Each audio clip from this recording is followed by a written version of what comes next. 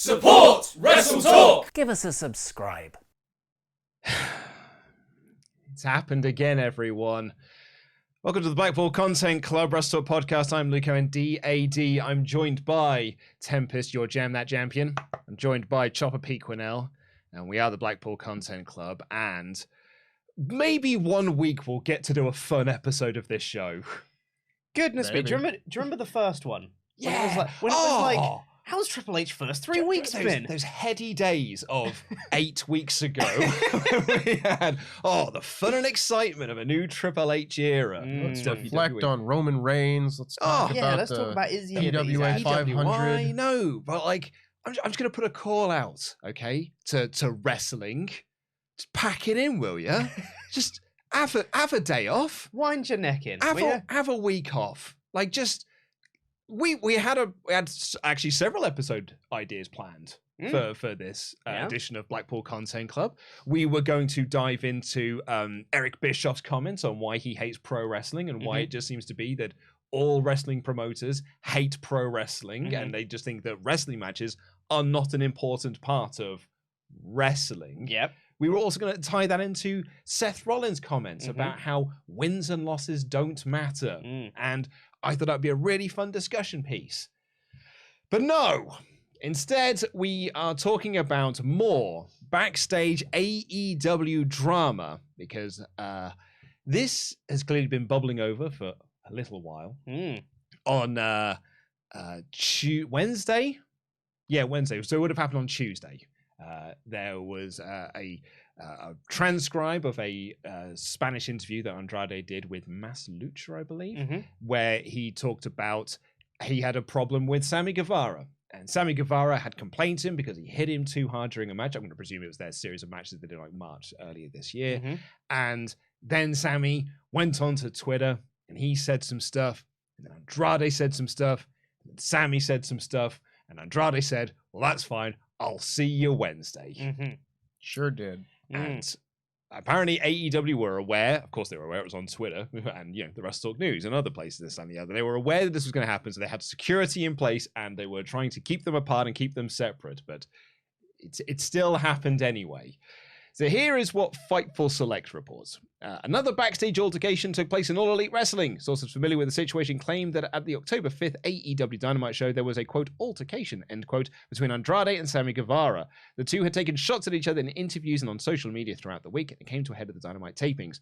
Andrade was removed from a scheduled Mask vs. Career match against Dark Order's 10, with the latter remaining on the Rampage schedule in another match. Those that we spoke to say that there was a verbal altercation that got physical, with Sammy Guevara shoving Andrade and Andrade throwing a punch, though the order of operations and specifics are certainly foggy. We're not sure if the punch actually connected, but we're told it was not part of a grander work. At least one and possibly both wrestlers were removed from the tapings and sent home. TMZ has confirmed this report. Andrade posted, "Respect me and I'll respect you" on social media shortly thereafter. Earlier today, Fightful Select noted that several in AEW were frustrated by the situation in light of the locker room being more cohesive in recent weeks, because we are not that long removed from Brawl Out, and the reports have been that the place has been actually much nicer. It's been, everyone's been more or less on the same page. And Dave Meltzer, when talking about this on Wrestling Observer Radio, said, "Look," this is a direct quote, "Look, Andrade's trying to get fired. We all know that." So maybe we'll get into that bit in a little bit. First off, let's talk about... Oh, man. Can't believe we're here again. It really is like a... We actually talked about this. So next week's edition of the WrestleTalk Behind the Scenes podcast on patreon.com/WrestleTalk. The four of us recorded that yesterday, the three of us and Oliver Davis. And you actually made the point yesterday. It was like, man, it's not fun talking about this side of things. No. And like you think it's going to be dead good and then be like, oh man, all this backstage drama and stuff. But actually after a while, it's like, lads, just want to watch the show. Just want to watch the show. Do you know what's funny? Actually, I did talk about this on the Dynamite review yesterday. I didn't know this news until I saw the episode, until after I'd seen the episode. Oh, really? So I watched Dynamite with no knowledge that this had happened. And all I saw was just Sammy getting mega heat. And I was like, oh, that's Sammy getting heat because he was acting, the way that Sammy acts on Twitter the other day. Like, isn't it amazing how much that heat transference has gone on to him because he made some posts on Twitter and like he's getting mega heat for it now. And then he was doing some Andrade stuff in the main event, and I was like, oh, look, he's just stoking the fires a little bit. Maybe they'll try and work it into an angle at some point. And Sammy got the win, and I was like, that's certainly a choice. Guess it kind of makes sense in the grand scheme of things because it shows that Jericho's other love that Daniel Garcia could not be anymore did get to score the victory because of Jericho and I was like, that's a nice little story. Then I log in and see all of this, and I didn't even think, they didn't promote the Dark Order, the 10 versus Andrade match on Rampage. That's weird. Yeah. And I kept thinking, because they've got the trios match, I was like, who's the third guy in the Dark Order trios match? I was like, well, that's John Silver, and that's Alex Reynolds. I was like, who's the other guy? Because I thought 5 had gone. I thought Alan Angels had already left. I was like, who's the guy in the mask? Because it's not 10. He's in the Andrade match. Little did you know. Little did I know. It was 10. And I didn't pick up the pieces. Pete Quinnell, I'll come to you first. What was your reaction to this news? Goodness me. So I found out on Twitter this morning, because to peel back the curtain a little bit, I'm primarily responsible for gathering the news stories for the WrestleTalk News episodes that we do. And a grand job you do of it. Thanks, mate. And I was on Twitter because it's a nice, easy way to see what happened on Dynamite. I quite often will see people tweeting about the show, so I get people's reactions from. I follow accounts I trust their opinions. I not necessarily can formulate an opinion about the show without watching it because that's not true. You get a general sense I get of a how gist the of how public thinks about the show. Yes, exactly. And then, we're seeing the odd clip, and then I saw people being like, wait, Sammy won in the main event? And I was like, that's a weird choice. I would have had, Danielson and Garcia win, but that's just fine, whatever. And then I scrolled on a little bit more, and then there was like, I can't believe Sammy and Andrade had that fight, and I was like, say what now? Are you still talking about the Twitter thing? Scrolling a little bit more. Fightful Select had to report. I'm like, guys! Oh, no. Come on! And then heard about, Andrade's been sent home, and then all the details and everything came out. My reaction to this was pretty similar to how we started this show. It was just like, come on, guys. And I'm like, well, there's the lead of the news, I guess, but... I guess that's Content Club sort of for this. Yeah, it's literally just like, okay, we're going to have to talk about this on Content Club. That's the lead of the news. But, like, it's deflating at this point to just be like... And then there was, like, there was I think probably jumped the gun a little bit from a lot of people, but the instinct was like, how did AEW not see this coming? And then by later reports, like, they did see this coming. They had security. But...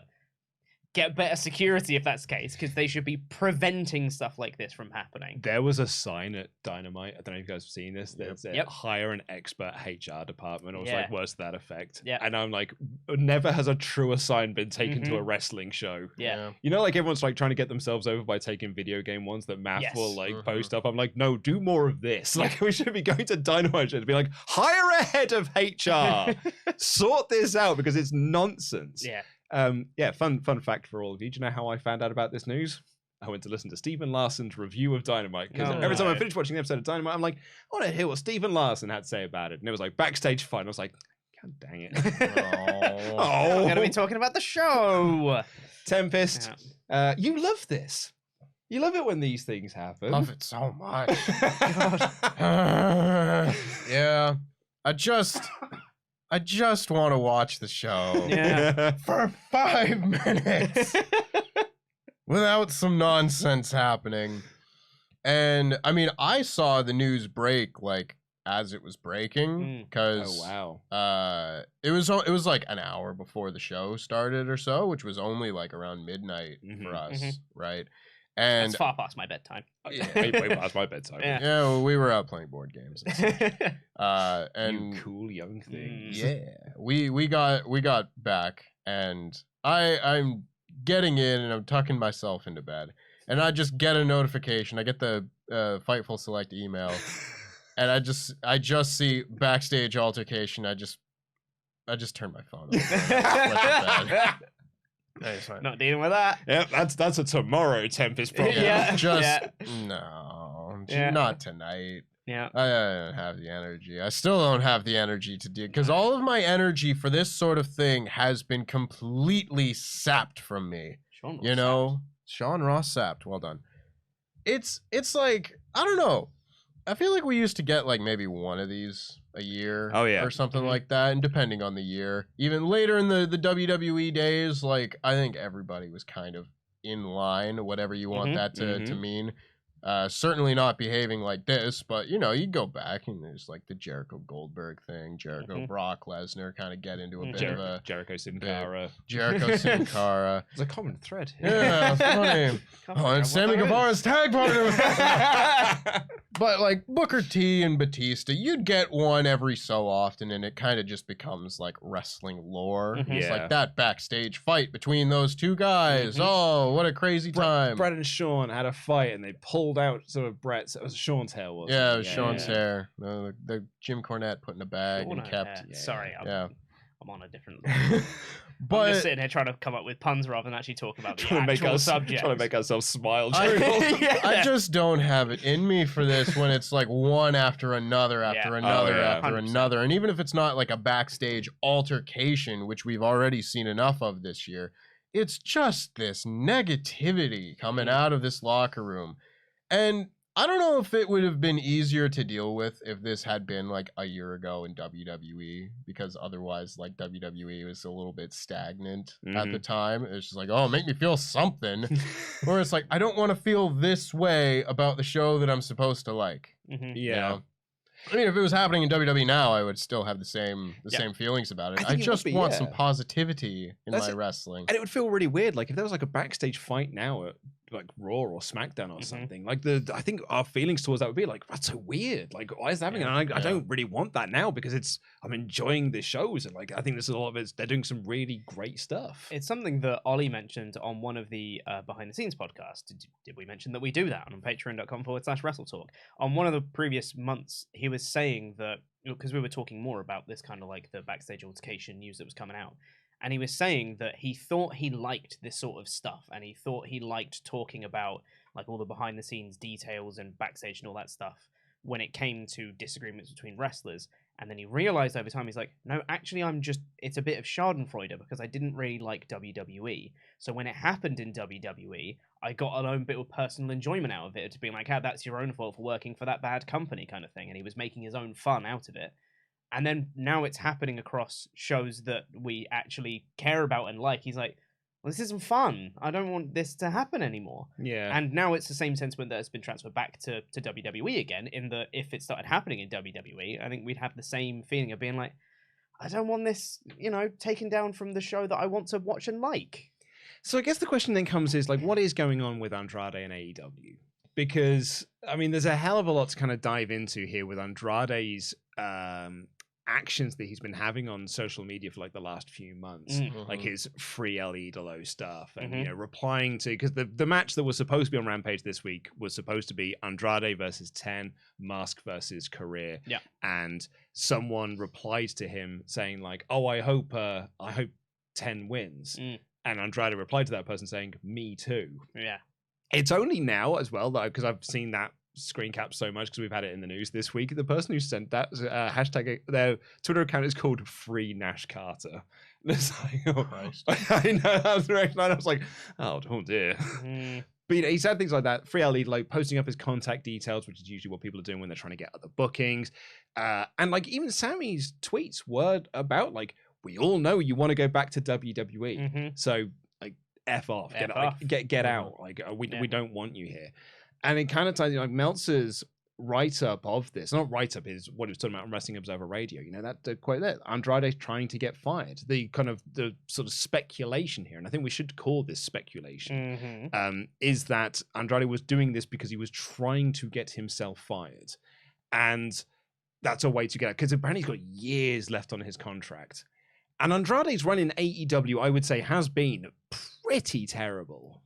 I would class it as bad. That's what I'd class it as. I think it's the worst actual push effort that AEW have tried on someone who could have been an actual star. I think this is the worst they've done with anyone that they've brought in. Definitely up there for sure. Yeah. like this is, you know, the levels of like when they used to do NXT call-ups and it was like that was the worst NXT call-up they've done. Like I think this is the worst genuine effort of a push that Tony Khan has done with a new signee. And right from the off, like pairing him with Vicky Guerrero, like the Vicky Guerrero. Even the announcement was the botched. announcement was weird, and it was on like, you know, it was on like a weird episode of Rampage, and it was on like one of those ones that was a weird time, so no one saw it. No, it was Dynamite. It was Dynamite. before Rampage. Was it Dynamite? It was Yeah, like one of the Dynamite. last shows they did at Daily's Place. Oh, it was a Friday Dynamite, wasn't Yeah. it? That's where I got confused. Yeah. Thank you, because I knew I didn't see it. Yeah. And then like what's he done since? He's He's had feuded the with. occasional good match. That's it. Like he had a good couple of matches with Pac, right? Yeah. And had then a few good matches with Pac, had a good street fight match with Cody, had a good 3-way with Sammy and Darby, Yep. and it's like it's kind of it, a Had little bit here and a there. long thing with Matt Hardy. and Goodness the me. HFO and the AFHO and then the AFO, and like it only feels like I'd it's rather that GTFO, am I right? Uh-huh. So I'm really trying for the comedy today, mate. Pete is on fire today, guys. Honestly, give it up for Pete in the comments. And then it really so felt. tonally dissonant. Sorry. Well, it's fine. I'm here for it. And then when Rouge came in, it was like I really had that moment of like, okay, well now, Yes. like Now's now the moment. we get started on the Andrade run, because we've got him, Rouge, and Jose the assistant. Maybe Dragon Lee will come in, and we'll have his little faction, his little LIJ. Hey, LIJ. yes, they are ripping off LIW. That's right. For life. His little AEW LIJ faction. You know, I thought that'd be like really, really fun, right? But even then, it's not really been much of anything. No. Like, what have they done? They got some t-shirts in the first week, and that was it. Yeah, like there really is like That's been it. it's about it. Yeah. And it's been weeks, Yeah. months, and I really do feel that this is the biggest botched push AEW have had. This is like, because you can say that they've had big misfires. You know, the Nightmare Collective. I was trying to think what they were called there. The Collective. Yeah. Massive misfire. Yeah. Early days of the Dark Order. Yeah. Massive misfire. Mhm. This to me, I think, but like those were like, yeah, especially in those early days. Yeah, it was a bit of a misfire. That didn't work, but it's okay because it's the Dark Order. And then they fixed most of them. And then they fixed most. Whether of that be with the Nightmare Collective just being like, all right, we're just going to can this, it's not working, or with the Dark Order making it better. This just never got better. Never got going. Like No. it never got going. I really do think we will look back on this and be like, what a wasted opportunity. Yeah. You know, like how when some ECW guys went to WCW. Like I think like a Mike Awesome. Yeah. Like what a wasted opportunity that was you had there. Or I think it's some guys that went to WWE from WCW. Like I will look at a Raven in 2000. I was like, that is a missed opportunity right there. I hear you like that guy. I'm fairly keen on him. Yeah. Taz, I think was a missed opportunity in WWE. I think this is when we look back, we're like, that is one of the biggest missed opportunities this company's ever had. I would agree. I've got a thread of tweets here that I'd like to quickly read because I think it would be good for discussion. Please and do. It's topical here. Yeah. This comes from Rob Viper on Twitter, who famously covers Lucha Libre in particular. Now, bear with me here. There is a point to this. Okay. He says, "Here's the problem when you work with someone like L.A. Park." And this L.A. Park, of course, Skeleton Man. Yeah. You know, everybody's seen him do the skeleton walk. It's not that he always wants to win. In the right scenarios, he'll lose. It's an ego thing. He just wants to be the center of attention. You have to treat him like he's the biggest star in your world. When he wants his family or friends involved in the show, you always give in. Most people feel that by doing that, perhaps Park will be more open to playing nice when it comes to working angles you want to do or being involved in matches he normally would oppose to be in. Most people have found you can't trust Park on the mic, so promotions end up giving him mouthpieces to get across points he either can't or won't do on his own. If you dare criticize his delivery or try to ask for multiple takes, it turns into a whole thing. Best to just let him be. L.A. Park has this image of himself in his own head. No matter what storylines you are doing or want to do, in his mind he's playing the part he wants to play. He's carrying himself the way he wants to carry himself. He's talking the way he pictures someone like him would talk. If you don't play along to pacify Park, he becomes belligerent. If you push back at all, he will go sour quickly. He'll be loud about it. Others who work in your promotion will see his open disrespect, and it always hurts morale. You lose respect, it's a no-win situation. LA Park will never be happy in a major company. Why? Because a major company revolves around many people who all have egos. It can never all be about one man. So no matter how much you give to make him happy, in the end it comes down to, what have you done for me lately? Anyways, the above tweets have not been about LA Park at all. They've been about Andrade. Send him home. Don't let his rotten attitude corrupt AEW, or send him back to Paul, where inevitably the same cycle will repeat itself for a fourth time. Wow. That comes from someone who kind of knows the Lucha Libre scene a little bit better than you, I, or anybody on the WrestleTalk team. And I don't want this to be one person over the other or anything like that, because I think everybody needs to grow up a little bit in this situation, maybe be a little bit more professional in how they conduct themselves. And I get that there are frustrations involved right now, that there are people in AEW who don't want to be in AEW. And there's a whole conversation that we can and probably will have about contracts and whether you'll be released if you want to or whatnot. But I find all of that to be very, very interesting. I don't think Andrade has been pushed well by any means, but I think there's a lot more to his use in AEW than just, oh, he hasn't been pushed. So, I mean, let's talk about that now, because I think it is actually quite pertinent to this conversation. Andrade was sent home following this altercation. According to Meltzer, he was doing this because he was trying to get himself fired. He was causing this scene because Tony Khan has said no one is going to be granted a release. If you ask for your release, you will not be granted your release. And we'll come on to that subject in a little bit, because I think that's actually very interesting when you compare it to the reaction that people have for WWE talent when the same thing happens, because I think that's an interesting topic. So what do you now do with Andrade here? Brian Alvarez's point when talking about this with Meltzer was send him home and pay him to stay at home. And Dave said, what a waste of money. And Brian's point is just like, I mean, if you don't see him as a draw for you anyway, like, you may as well just send him home and he could just set out the rest of his contract and you just pay him for the rest of his contract, and then his contract expires and then he goes off into the sunset. Because if you release him now, you also set the precedent of, if you want out, you have to do this, because Tony has been so vocal in saying you will not be granted your release if you ask it. So Andrade is taking that and be like, well, okay, I'll do this. If you then do grant him his release, surely that sets a precedent for him. It's like, well, if I want to get out, then I've just got to go and do something like what Andrade did. And that just creates an awful work environment backstage. So, and I don't think we're going to have an answer for this. I'm not expecting anyone to be like, this is the answer, this is how you fix it.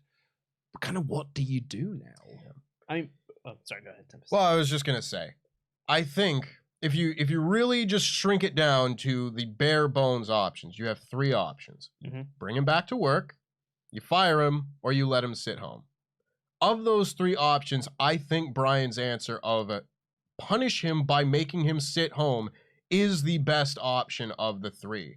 Because you either bring him back to work, which doesn't seem like a good thing to be doing right now, considering the atmosphere that apparently he's bringing to the locker room, or at the very least this situation.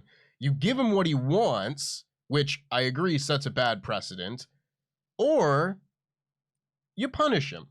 The only way that this punishment really will take form and hurt him, which is by not letting him wrestle. And if you're just looking at it like, what's the best thing to do for AEW, I guess you could just say, like, forget about precedent. Let's just wash our hands of him, be gone, never think about him again. But I also do kind of think that rewards this behavior a little bit. And I don't think that that's right. It's such a difficult situation. Is there a secret fourth option? Could you suspend him without pay? Well, which they've done with Punk and the Bucks. I don't know the details of how the contracts work. Would that extend his contract out?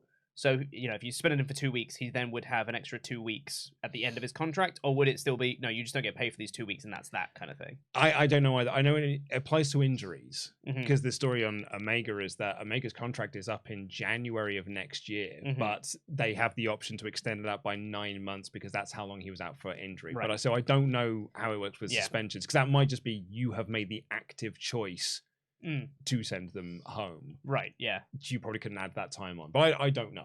I don't know either, but just something to consider that maybe that could be another option. If you did want to actually punish him, you could be like, no, you're suspended without pay because you've been unprofessional with behavior and, all that stuff. There's potentially an option.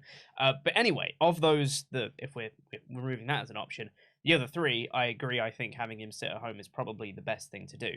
I think that it's probably always been a thing where if someone is acting really unprofessionally and actively trying to get fired, there's probably been instances of people being fired by it. But I think there's a larger perspective of not just getting out of the company, but then getting hired by another one. Because if you cause a massive ruckus on your way out of a company and act unprofessional, you're way less likely to get hired by another company. Because they will look at that and just go, unprofessional. Unless... You're Jeff Hardy. Well, yeah, there's that. Unless you already have, there's an in another way around. If Andrade has already potentially, had contact with WWE and said, well, I want to come back, and they go, okay, we'll make that happen kind of thing. And now he's just trying to get out of AEW, do anything you can to get out of it, and we'll bring you back. Pure speculation. Pure, tinfoil hat conspiracy theory. I don't think you're far off the base. There's something. I'm going to find the quote from Meltzer about that because I think there is something to it. Sorry, you go. Yeah. So I don't know because to me that's always been the barrier. For years and years and years for people that have been upset in WWE and been asking for their release and it not happening. There's always been a section of people just been just get fired, do something bad and get fired. It was the same thing with Moxley when he was in WWE. He was saying on the Talk Is Jericho podcast, and he's saying he was done with WWE. He wanted out, and he was like, "I'm not gonna re-sign my contract, but I'm gonna work for the remainder of my dates because I don't want to be unprofessional. I need out." And it got really serious for him. He got into a really bad mental state. But he was like, "This is the contract I've signed. I'm gonna see out the rest of the dates on my contract, and I'm gonna work what they want me to work because that's my job.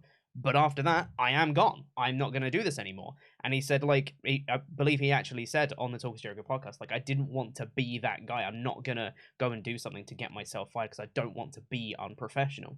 And yeah, I think it's just I don't think this is ever the route you want to take to try and get fired. I think it sullies your name to do that.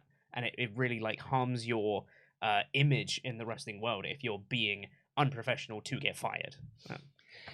Because there was a quote here from Meltzer talking about how WWE contacted a bunch of AEW guys to let them know they wanted them to come back. It's not a direct quote. This is someone's write-up of Dave, which we've heard reports of before. There's the whole contract tampering thing that's going on at the moment, and AEW had to send legal letters out to WWE to tell them to not do that because.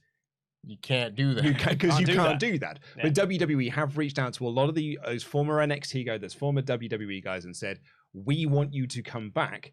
Do whatever you can to get out of your contract and come back. So, Swerve Strickland just passed him on to his representatives. FTR have just said, we'll have these conversations when our contracts are up.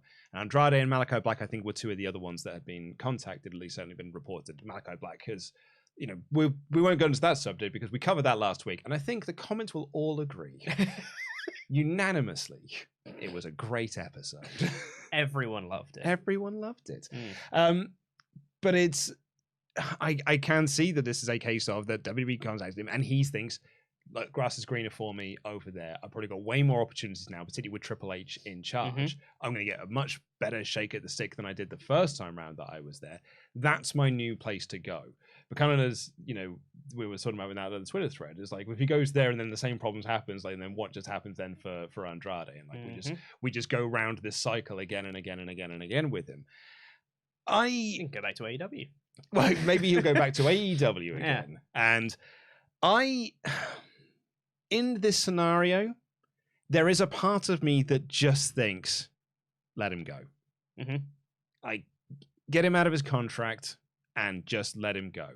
Now, I appreciate it does set a precedent. It's a horrible precedent. If you want to get out, you need to do something like this to get out. But kind of as Dave said on Wrestling Observer Radio, what they have on their hands now is a cancer within the locker room, which is and it's spreading sort of misery and that discontent. It's from the Fightful Select report. it's disheartening because everything was going so much better for the locker room following Brawl Out, and now you've just got this another big setback. Yep. Like, why you could just cut the head off the snake now and just let him go back to WWE. Don't like get yourselves out of a dick measuring contest with Triple H and just let him go back to WWE. Because really, at the end of the day, that doesn't hurt you. Massively so. It really doesn't hurt you or your brand. And it could help WWE, might not help WWE, but what it does do is remove this from your locker room. Yeah. Or remove this from just him being sat at home for the next 5 years.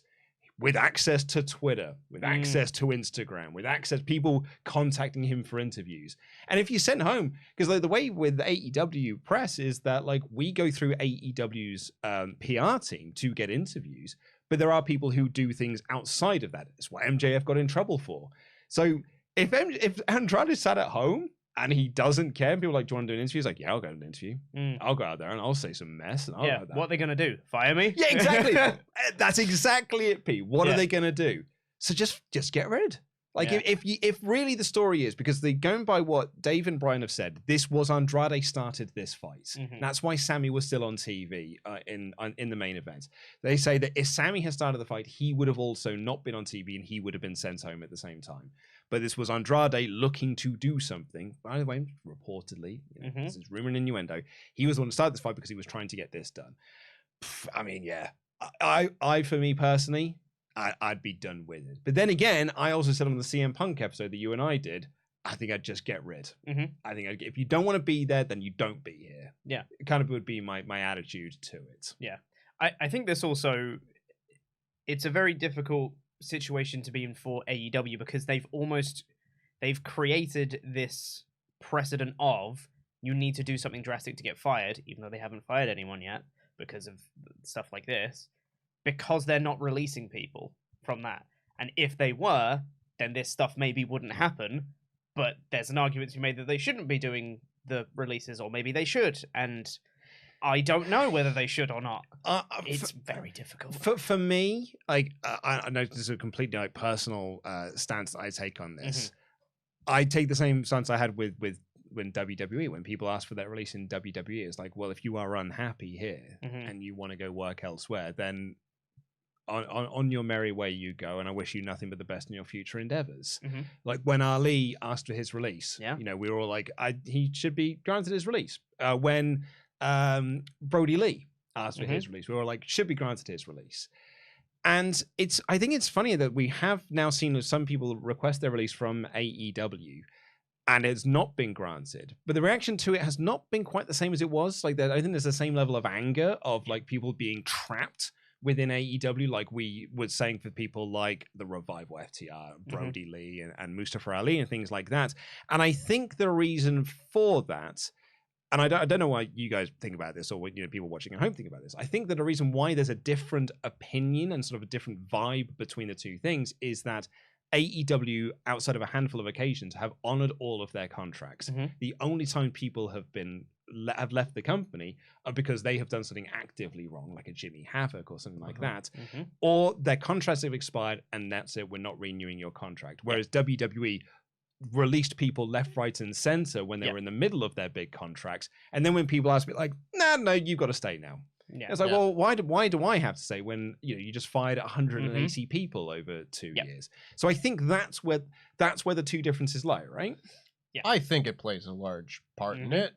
I think there is some form of WWE/AEW bias from certain people. Oh, 100%. On this, but that's everybody's got their own personal biases towards everything. We're humans. I think that's totally fair. Where I kind of land on this, and it's difficult because there are different conflicting parts of my brain when it comes to this topic, because I am always going to be on the side of workers over corporate, just in general, down with capitalism. Just in general, if somebody's not happy in a place, I don't necessarily feel like they should be forced to continue doing a job they don't want to do. Yeah. But on the flip side of that coin, there is something to be said about you making a decision to sign a contract for X amount of time and just deciding after a year, nah, I actually don't want to do that. Mm-hmm. I don't necessarily think that that is fair to a promoter that is honoring their end of the bargain here. And it's difficult because you brought up the Jon Moxley thing. And throughout all of this, I find that Jon Moxley's approach to handling his contract and being somewhere he didn't want to be has been the most professional and the best way to handle all of it. Go to work and you do your best, and you know that the light at the end of the tunnel is coming. Yep. Granted, when he was completely at his wit's end about everything from his stories and whatnot, there was like a year and a half, 2 years left on his contract. We're seeing a lot of people in AEW with like 5 years on their contract. And I do think that that plays a large role in things. I do think that with a 5-year contract hanging over your head, all of a sudden, that is a large chunk of your life that you do not want to spend unhappy. Prime years. And I do not think necessarily that these folks should be forced to do that. But I do think there is some level of personal responsibility that you need to take for signing a contract and then regretting it. Because these people, they are people, 100%, first and foremost, they are people. But they are also athletes and assets to this company.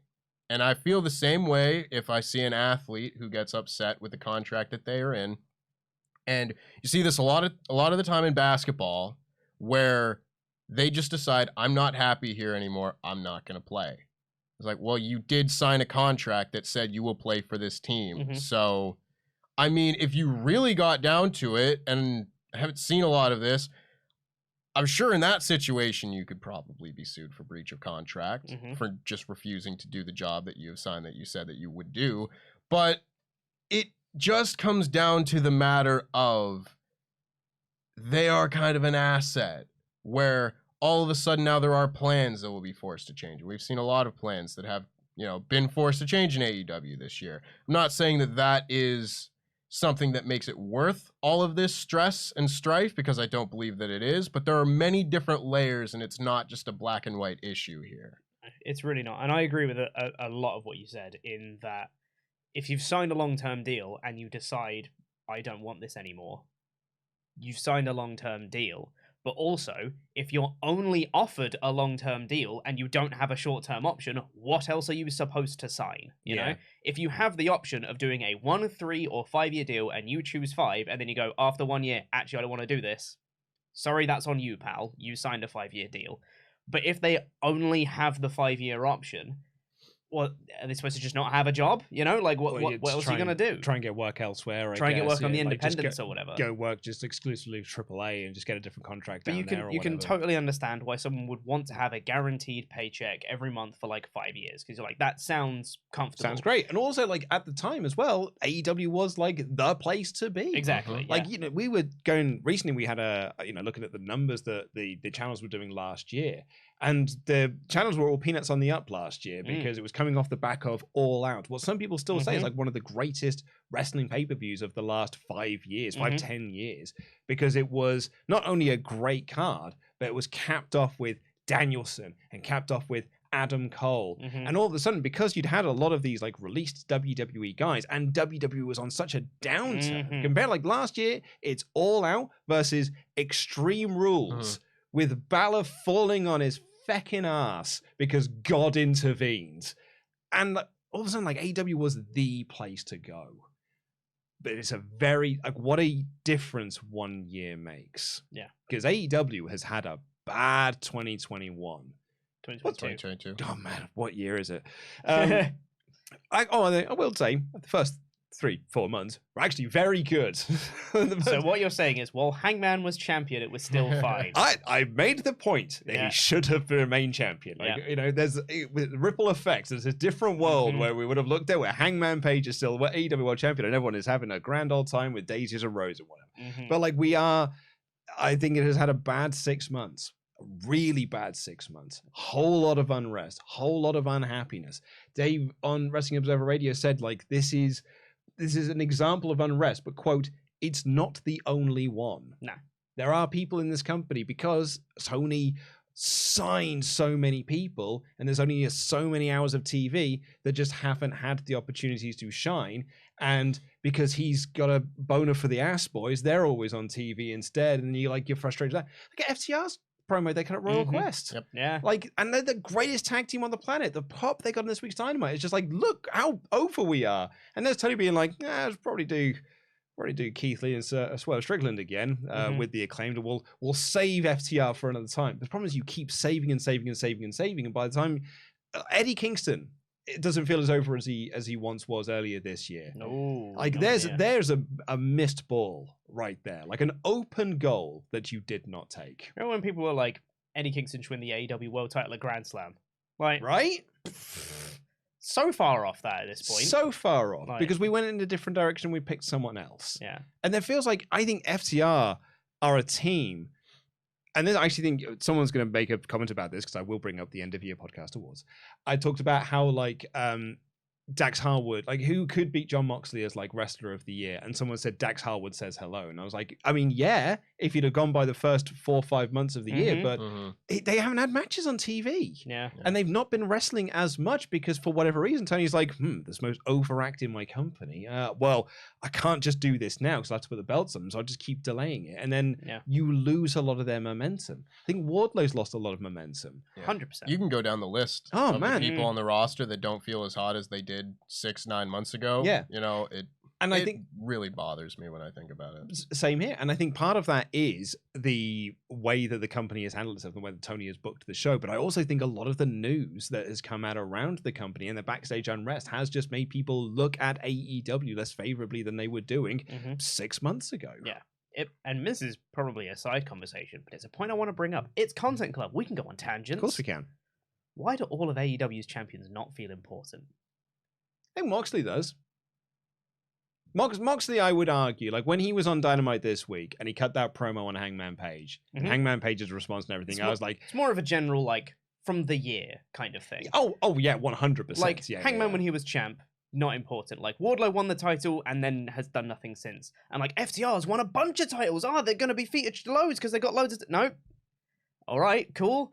And then you have like Jade Cargill is still being Jade Cargill and just kind of winning really quickly, and that's it. Hook won the FTW title and done nothing since. Like it just feels like titles are actually just anchors, and then just as soon as you get it, you're like, down the card. It's like, book your champions better. Hey, I don't know. Look, I don't want to give this man too much credit because I think he gets enough of it. But Ollie Davis did say this was going to happen. Do you remember when you and Ollie did that AEW Dynamite review when Tony announced he'd bought Ring of Honor? Yep. And everyone was going like, this is going to be the greatest thing. And you and Ollie sat there and be like, it's also, you're taking on a hell of a lot. I think it is going to be this is going to be spreading yourself really thin. You're just about to introduce a whole a whole load of belts that you're now going to have to try and get over. And you're doing all this New Japan stuff as well. It might end up diluting the product. And in some ways, I feel like it really has. I mean, I think that's the Nexus event to me. Where the show all of a sudden it wasn't as coherent because you had to serve so many masters all of a sudden. You had so many more things that equally needed TV time, and instead of having, you know, however many champions AEW had to that point, like 5 champions or so, because you got your TNT, TBS, men's, women's, and tag. Now all of a sudden you add in like another 4 belts. And then they added 2 more. And then 2 more. And that is, instead of really focusing on 5 things, now we're kind of half focusing on like 12. And everything is spread far, far, far too thin. I think that like there's a larger argument and larger conversation to be had about what's happened with AEW this year and the changes of their booking, where I find a lot more often nowadays the shows are booked to put on good matches on TV as opposed to furthering the storylines to build up to the pay-per-view. And I don't necessarily think that there isn't a good way to do that booking philosophy, but I think you need more pay-per-views in that case to actually have your big blow-off matches that you're still choosing to save for big moments that, as we've seen, and I will continue to bring up Santana and Ortiz against the Lucha Brothers, you wait too long, and all of a sudden, they're gone. They're gone. And you've missed your chance. And the fact that they missed their chance to do that match in particular, when you had like over 2 years to do that match, I do not understand it. I came up with an analogy just while you were talking then that I think is really apt. AEW, after they bought Ring of Honor, became Avengers Age of Ultron, where you have to tell not only a story, you have to introduce these new characters into the story and tease all of the Phase 3 movies in the same time. Then you have to have Thor go off and have like a little side bit with a pool where he's having visions about this other thing. And then Hawkeye's doing this thing. And then you need to create Ultron, and Banner is also here. And you just, we need to create Vision at the same time as well. It's just all of these layers being added onto the show where everything feels diluted and it's not as good. I was at the a press screening of Avengers Age of Ultron, and Joss Whedon walked out on stage, and he turned around to the screen, he looked up at that poster, and he turned to us and he said, I hate this movie. Like, you know, a lot has been written about Joss Whedon now, so like it feels weird to be talking about, you know, like talking about irreverentially like we did back in the day when he was King of the Geeks and all this sort of stuff, because he's not a nice person, as it turns out. But that was the movie that destroyed, like, he was Captain MCU at that point. Yeah, he was Avengers, man. He was the guy. He was the head of, like, overseeing all that stuff in the MCU. And Age of Ultron broke him. Yeah. And he did interviews being like, I was forced to go and film a bunch of stuff that didn't actually work within the movie. The Thor taking a bath scene is the most, like, obvious one, where Thor's just for a big, it's like, gotta go, BRB. Yeah. And then it's like away from keys. And then he came back and he was just like, yeah, back now. I'll talk about that in when we get to Ragnarok. And then by the time we get to Ragnarok's a completely different movie than what we set up in Age of Ultron. Yeah. And I think actually it's a pretty good analogy of, I think they managed to, like, maybe this will be AEW can recover, because Phase 3 did recover the MCU. Yeah. And I think we're going to see that later on down the line, because people have said that the wheels have fallen off with Phase 4 because there's so many hours of content in there, and not all of it's been great. But I think they can perhaps get back some of the love that they once had. Yeah. And I think AEW can as well. Absolutely. But I also come back to a happy locker room makes for a happy product. And I think you're right, Tempest. Like, the show itself has lost some of its vision and it's lost some of its, like, direction. But if everyone's like, oh man, I mean, it's not a fair thing to bring up. Do you remember that video of Eddie Kingston doing the big rah-rah speech at the Brody Lee tribute show? Yeah. Like, where's that AEW locker room? Like, where's that gone? And I think we nearly got it back, but every now and again, and it's not even every now and again, it's becoming more and more consistent now. Something happens. And we end up back in the situation where you and I, the three of us, are sat down here, and it's like, well, guess what, guys? It happened again. Like, and we have to have these same conversations. Yeah. It's disheartening, isn't it just? It's deflating. Yeah. I don't like talking about it that much. And I really hope they can get it back. I just feel like they need, obviously, happy locker room is step one, but just a bit more focus on their TV shows. It feels like everything is very unfocused on their TV. It's like, as we said, it's serving a lot of different masters. It's like, we're gonna have this match to tease this Ring of Honor thing, and then this thing, and then this thing, and this thing, and then before you know it, FTR haven't been booked for like a month. It's like, okay.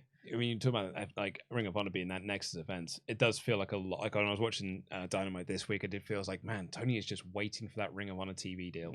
I do think that will hopefully solve a lot of the issues with the pacing of Dynamite. Me too. And I just need them to get on that. Oh, yeah. I think Tony thought he would have had it by now. Yeah, I really 100%. Do think he thought he would have already had it.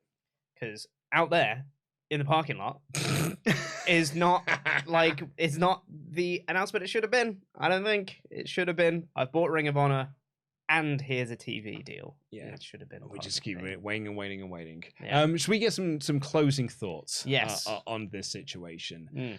I mean, we have said a lot here, but me personally, this is my personal take on the situation. I would cut him. I would get rid. Sure, it may set a bad precedent, but I don't think there are going to be people that are going to this length to try and get themselves fired, particularly if you do make it a prospect of, if you have a problem, you come to me and we can discuss it. If you want to ask for your release, you come and talk to me and we can talk this out and we'll go through what we can do. And if you're still unhappy by the end of that, maybe give it 3 months. If you're still unhappy, then we'll go our separate ways. There is a balance between the two. This is like when Cody Rhodes, when he was in AEW, in sort of response to the criticism of the women's storyline booking, he said, well, not every feud can be War and Peace. It's like, well, no, we're not asking for the longest story ever written and 1 week's worth of, and a pamphlet. There is a middle ground here. And I think we do have a middle ground available to us. It is not just you are stuck for 5 years or you never get your release. There is a middle ground between this where you can try and work things out. And I hope that they can try and work something out here. Yeah, I hope they can as well. Obviously, like, some of the details are still coming out for currently when we're recording it on Thursday anyway, that some of the details are still coming out with Andrade and Sammy and stuff. I don't really know much of Sammy's involvement in this altercation or how that went down, because that may play a factor into all of this stuff. Like, obviously Andrade was the one who got sent home, but I don't know how involved Sammy was in this altercation, or how much of an instigator he was or whatever. According to Meltzer, he says the general consensus is Sammy didn't do anything wrong in the Andrade altercation. One version did say Sammy said something to Andrade, didn't push him, but said something and then got hit. But that's one person, and the other person says that didn't even happen. So we are getting a lot of he said, she said. Yeah. But the general consensus is this was Andrade instigating it, but we may find out, like, by the time this episode comes out or in the next week or so, a completely different side of it. Look at Brawl Out. Yeah. The various different sides of the story, we ended up with that within a span of 7 days. Yeah. So obviously, like, if there is more involvement from Sammy, that may, change my opinion personally, but the man is clearly not happy in AEW. I don't know what I'd do. And I'm glad that I'm not in Tony's position. But just in general, sort it out, mate. Jesus Christ. Sort out your locker room. And actually, like, I don't know. People just need to grow up a bit. Hire an HR expert. Hire an HR expert. The sign said it best. Yeah, the sign. Yeah. Whoever, if you are in our comments and you did bring that sign, then thank you. Well done. Well done. Thumbs to up. You.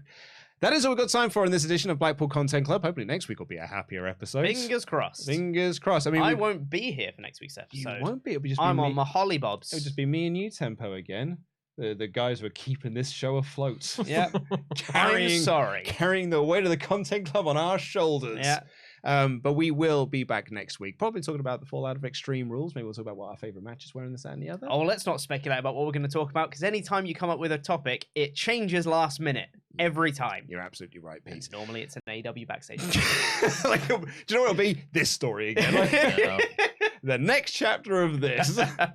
But until then, I have been Luke Owen. That has been Chopper Pete Quinnell. That has been your Jam That Champion, Tempest.